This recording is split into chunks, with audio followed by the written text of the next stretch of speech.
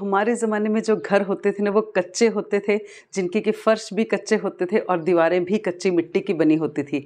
लेकिन उन्हीं में इतनी ठंडक होती थी कि गर्मियों में फ़ैन्स की ज़रूरत नहीं पड़ती थी, कोई सीलिंग फ़ैन्स नहीं होते थे और घर की दीवारों को या फ़र्श को जो हर सीज़न में जो है लीपा-पुताई करके मेंटेन रखना पड़ता था। तो वो जो लीपा-पुताई होती थी वो गोबर की होती थी दीवारों के ऊपर, मीन्स चाहे घर के अंदर की दीवारें हैं या फिर बाहर की दीवारें हैं, सो गोबर के साथ लीपा-पुताई करनी पड़ती थी। उसमें जो मेन रोल होता था वो नेचुरल है हमारी दादी का होता था, लेकिन हम भी उसमें बढ़ चढ़कर भाग लेने की कोशिश करते थे, चाहे उनको सामान पकड़ाना हो या फिर बड़ी सी जो सीढ़ी होती है उस पे चढ़ के उनकी हेल्प करनी होती थी, तो उसमें हम जो है बढ़ चढ़कर योगदान देते थे।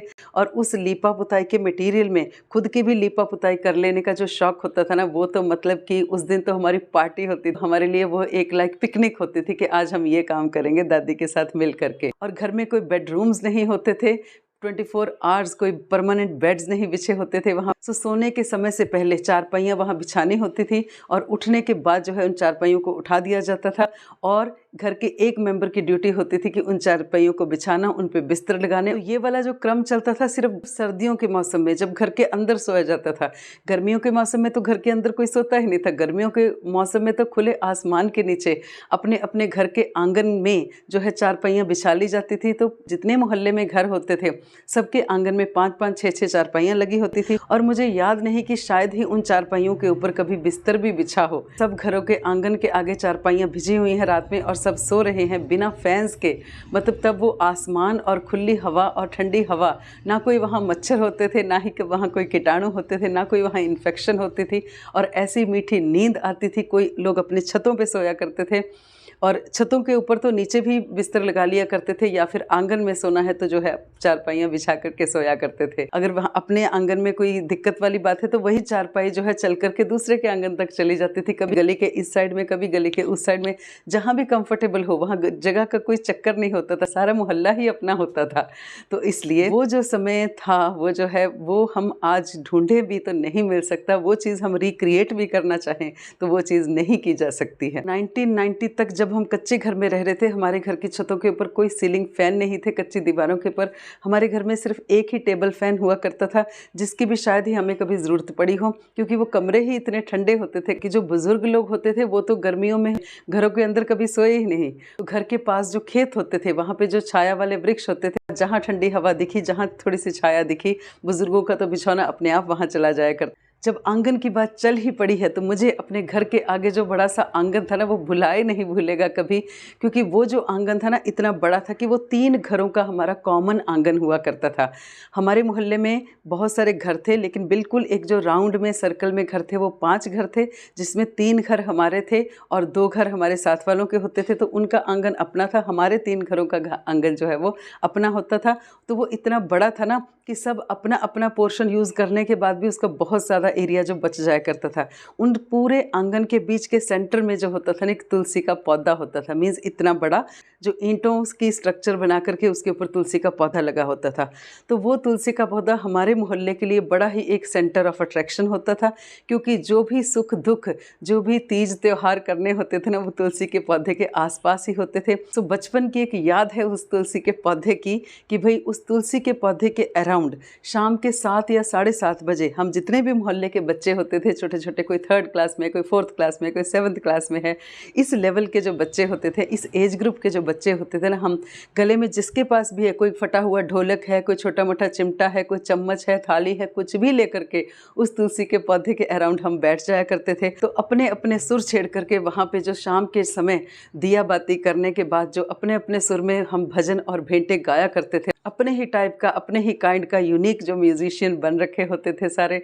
और वो जो भजन संध्या हमारी चलती थी ना, सो वो तब तक चलती थी जब तक कि घर के अंदर से आवाज़ ना आ जाए कि भाई आ जाओ खाना बन गया है। तो ये बहुत ही अर्ली चाइल्डहुड की मेरी याद है।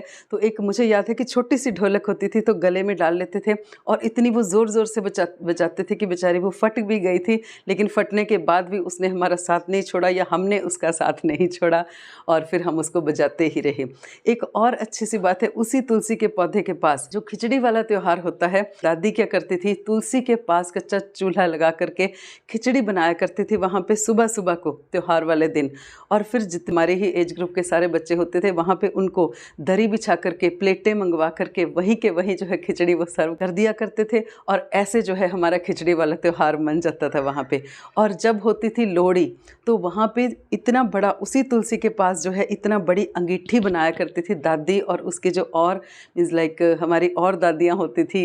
और लोहड़ी पे तो इतनी उस अंगीठी की सजावट होती थी, मीन्स नीचे उस गड्ढे को अच्छी लीपा पुताई की जाती थी। लेकिन कितना एफर्ट्स उस टाइम करती थी वो लेडीज़, वो बुज़ुर्ग औरतें, कि पहले उसको गड्ढा खोदना, उसको कच्ची जो मिट्टी के साथ कच्ची लाइक मुझे याद नहीं किस मटेरियल से अंदर लिपा पुताई करते थे उसकी, और फिर उसको ना बहुत ही सुंदर एक तरीके से सजाना। पहले अच्छे से छोटे छोटे मोती होते थे वो लाल और ब्लैक करके, जिनको हम रत्तकें बोलते थे, मुझे नहीं पता आप लोग क्या बोलते होंगे, उसके साथ इतनी सुंदर उसको सजाना अंदर से, मीन्स उसकी दीवारों को। उस पूरे मोहल्ले का जो लोहड़ी की सेलिब्रेशन होती थी ना, उसी गड्ढे के अराउंड, उसी आग के अराउंड होती थी।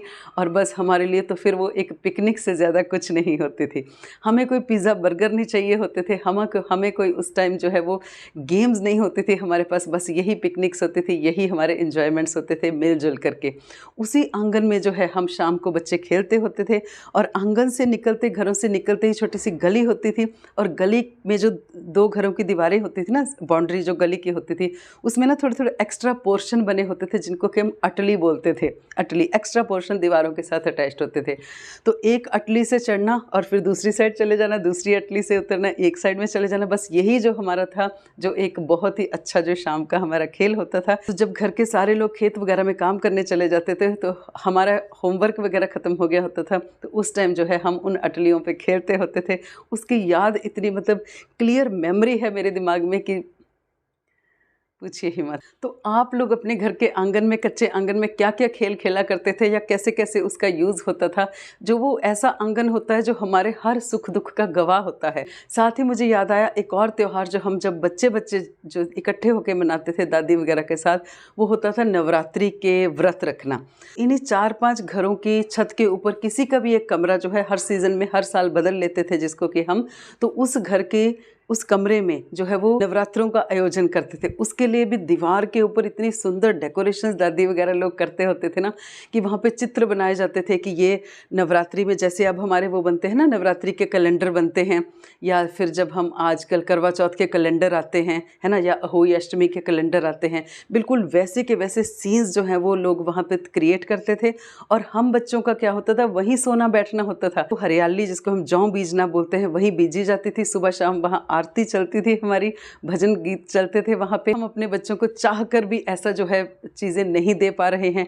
बड़ी गनीमत की बात है कि अगर हम घर में ये सब चीज़ें मना पाते हैं तो थोड़ा बहुत बच्चे जो देख पाते हैं, लेकिन जो एक्चुअल फर्वर होता था उन चीज़ों का, एक्चुअल जो एक खुशी होती थी उन चीज़ों के मनाने की, तो वही होती थी। अपनों का साथ होता था, दुर्भावना शायद किसी के लिए शायद ही होती थी उसके मन में। सो बच्चों के मन, इसीलिए कोमल मन जो थे वो खिले खिले रहते थे, बच्चे खुश होते थे, क्योंकि तब हमारे हाथों में मोबाइल नहीं होते थे और यही सारे काम करके जो है हम अपने आप को आनंदित कर लेते होते थे। तो यही सारी यादें हैं जो बचपन को, 90s के बचपन को जो है एक्चुअल वाला, सही मायनों वाला बचपन बनाती हैं। आपने इन सब बातों में से किसी के साथ भी थोड़ा सा भी कनेक्ट किया है तो ज़रूर जो है वो हमें कमेंट में लिखिए, ठीक है। हेजिटेट नहीं करिए, प्लीज़ जो भी मन में आए वो लिखिए। मुझे बहुत ज़्यादा अच्छा लगेगा कि भाई आपने मेरी बातों को सुना है और फिर आपने भी अपने फीलिंग्स को, थॉट्स को शेयर किया है। तो गुज़रे ज़माने के एक और नए पहलू के साथ फिर आएंगे हम अगले वीडियो में। तब तक के लिए स्टे ट्यून्ड, लाइक करना है, कमेंट करना है और हमारे वीडियोज़ को देखते रहना है और हमारे चैनल को शेयर भी करना है। Thank you very much to you all.